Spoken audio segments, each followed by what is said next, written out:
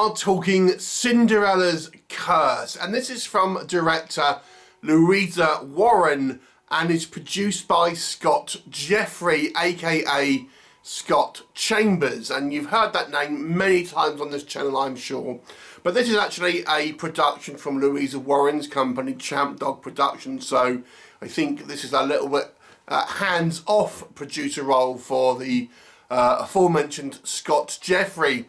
And Cinderella's Curse, that obviously name is going to be familiar with you. And yes, this is one of many movies that is taking advantage of properties that are in the public domain and making a horror movie about them. To be quite honest with you, many of them are produced by Scott Jeffrey, but not all.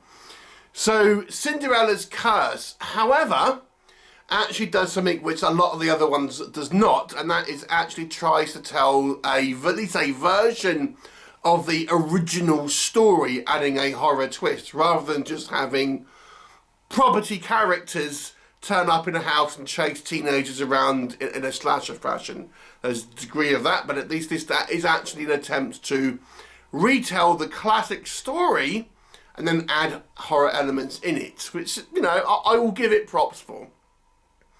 So let's discuss Cinderella's Curse. So in case you are unfamiliar, it focuses on the aforementioned Cinderella, who is a young woman who is living with her stepmother and two stepsisters. Her father is gone missing, and it's suggested that bad things have happened to him. And these step-siblings and mother are awful people. They're not just mean in this movie, they're murderous. And they are obviously massively abusing kind of Cinderella. And in this version, we have this handsome prince, but he's a bit of an a-hole as well, to be brutally honest. And they kind of dupe Cinderella into thinking that this prince likes her, but that's not actually the case. And in this version of the movie, of the events of the classic story, so we say, Cinderella finds a kind of Necronomicon-style book, and this leads her to the fairy godmother, who in this adaptation is kind of a rotting zombie witch played by an unrecognisable Chrissy Wooner, a regular from Scott Jeffrey movies. And she effectively, you know, wants to go to the ball and meet the prince, but then they turn into a kind of Carrie situation. And the last half of the movie is effectively a bloody revenge with Cinderella and a kind of group of zombie warriors killing basically anyone she comes across in bloody fashion. So let's discuss. Now, this is one of those films, because it has the name recognition of a character which is very famous outside of the horror space, or the low budget horror space. People will watch this film not realising this is a low budget B movie, and I feel judge the movie as compared to, like, you know, higher budget movies. We have to bear in mind this is a low budget movie, and we have to judge this film based on its peers, based on films of a similar budget. It's unfair to judge a movie like this and expect a quality production of a mainstream kind of cinema. And that is where I think some people with these, you know, properties that have these kind of public domain names, sometimes they have never seen a low budget movie before, and therefore are so shocked by its production value, they don't look for the kind of any positives that these things might have. And in my opinion, you've got to kind of compare this for like for like. And I do have to say, I think the fact that this movie does try and have a twisted take on the original story brings it up in my estimation from a lot of these movies. And I'll be honest with you, a lot of these movies from the same producer, that is just an excuse to have recognisable characters chase around innocent victims, and we'll call it the movie. So I did appreciate that element to it. And what I also appreciate, they do make it a period piece. They don't always work, to be honest with you. You'll see a couple of times where you'll see electric lamps and stuff in the background, but, you know, it's a period piece with the costumes and the kind of like the the horse-drawn carts and things like that, and the ballroom. And I have to say, again, for a very low budget movie, I don't know what a lot of these budgets are, and they're not much. But this one I thought, you know what?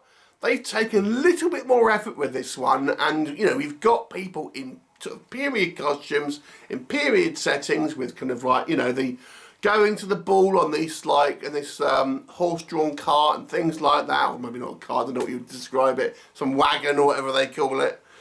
So I appreciated the effort on that one, if that makes sense, because it feels to me that this could have easily been just a Cinderella running around a house and killing teenagers, and that just called it a Cinderella. But I appreciate the fact that we have an attempt here to kind of make it at least have elements of the original.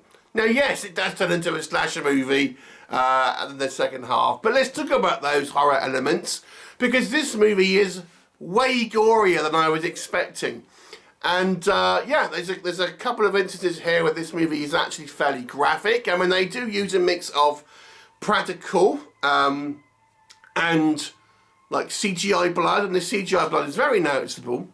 But this movie does have quite a high amount of gore. I'd even say there's elements of kind of, it almost feels like a splatter film at some level. It's a little mean-spirited, I have to say. So, there is that. There's a particular scene where the stepmother and stepsisters effectively murder a worker, like a house worker, like a maid, for no real reason. And it was just like, that seems incredibly mean-spirited. Anyway, so, it's the whole second half is effectively Cinderella turning into Carrie and kind of just going on a killing spree and killing like everyone. So it's got a high body count, and many of the deaths are quite gory. So it has plenty of the red stuff in there as well. So yeah, I found this movie to be a bit of a an improvement, shall we say, from many of these public domain movies. And let's just be honest with ourselves, Superman and Batman both become public domain properties within the next sort of 10 years, so be prepared for horror movies of those guys in a few years' time. So what doesn't work in this movie's favour? So I have alluded to some things. There are a couple of flubs here, as I say. It's meant to be a period setting, but we do see some instances where we have electric lamps with bulbs in and stuff in the kind of the background. There's the scene where Cinderella's nude in one sequence, and then it cuts back and she's fully dressed, things like this. So there are a couple of flubs. So even though I feel that there has been more time taken with this movie, it still isn't kind of like, a well-oiled machine in that regard. And then the other thing I kind of mentioned, this movie is, I feel, a little mean-spirited. There's no real... Cinderella is our protagonist, but really she is goes to quite a dark place here and is maybe irredeemable. That's all I'll kind of say. And then even our bad guys, so to speak, they just seem really, really horrible. So I do think people who are interested in the original Cinderella story will be put off by just the mean-spiritedness of some of this kind of horror elements, even if you are not really that familiar, like I am with the story. It just feels a little mean-spirited at times. The VFX, again, I have to say I was kind of somewhat happy with the kind of the VFX here, the practical stuff. There's a couple of explosions and things, but the CGI blood I feel was maybe unnecessary, and I think it gives the movie like a cheaper feel in those scenes where I just didn't think it was necessary. You could have just not had that, and I think this scene would have been fine as is. The story, although it does kind of mimic the original tale, at least in the the first half of the movie, the second half is just a killing spree, and maybe they could have folded in a little bit more story elements to that. certainly giving, for example, maybe one of the stepsisters could be, you know, maybe not quite as mean, and it would have been a little bit more of a moral quandary and things like this. Give a little bit of depth to the characters that was, I think, a little bit lacking. I mean, again, we are basing this on very old source material, but having maybe characters be a little more nuanced would have been a way to go to give this movie maybe more depth than it actually has. And I have to be honest with you, I think the acting was a mixed bag, particularly from some of the kind of the smaller roles here, the smaller speaking parts. You know, there's some line deliveries here which feel rather kind of stilted, I would say. So, you know, I gotta be honest with you, for the budget of this movie, I would not say this is a bad film. If you go into this knowing you're watching effectively a B movie, and you're not going to be expecting the high production value, and you are prepared for some quite kind of like,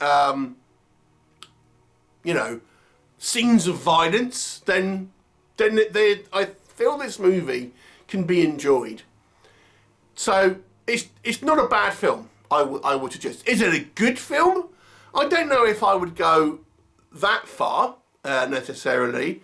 But for the budget and for the kind of the type of film this is, I would go say this is a slightly above average movie.